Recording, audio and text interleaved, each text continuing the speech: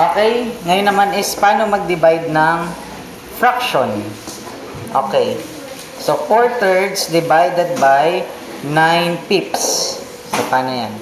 Okay, this is how you will do it. Kokopyahin mo lang itong dividend, 4/3. Tapos gagawin mong times. I-reciprocal mo yung divisor. So, yung 9/5 magiging 5/9. Then, hindi na siya division, siya ay multiplication na. Okay. Paano mag-multiply? Numerator to numerator, denominator to denominator. 4 times 5? 20. 3 times 9? 27. Okay, may lowest term pa ba? Wala na. Wala na silang common factor. So, this is the simplified form. 20, simplest form, 20/27. Okay, example number 2. Okay? 7/2 divided by 17/16. Ano nga yung gagawin? Kopyahin ang dividend, 7/2. Gawing times. Tapos, i-reciprocal yung divisor. Magiging 16/17. Okay, i-times na natin. 7 times 16. 16 times 7. 7 times 6, 42. Carry 4. 7 plus 4, 11. Okay, the answer is 112. Okay, 7 times 16 is 112.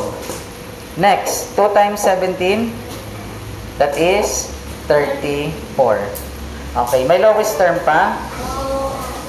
Check natin. I-lowest term muna natin. Baka meron. Pwede siya sa 2.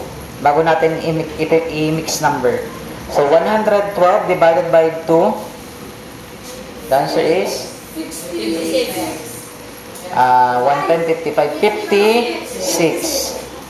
Okay, 34 divided by 2. The answer is 17. Okay? 17. Meron pa ba silang common factor? Wala na. So, i-mix number na natin. 56 divided by 17. 17, 34, 41, 51, 3. 56 divided by 17, the answer is 3. May remainder na 2/17. So, this is the answer. Any question? Okay? Number 3. Ito na lang, number 5. Okay, number 5. 6 times, kopyahin muna yung 6/5. Magiging times, yung 3/8 magiging 8/3. 6 times 8? 6 times 8 is 48.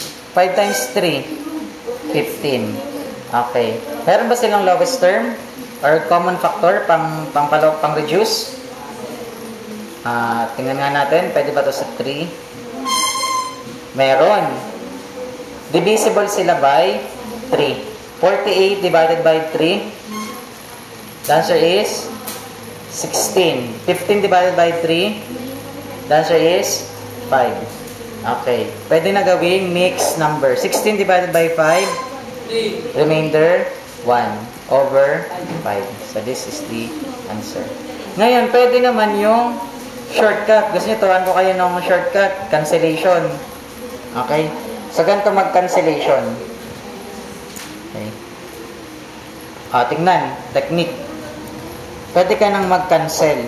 Ang pwede mong cancelin, okay, sa new topic ko pala yun ituturo. New videos.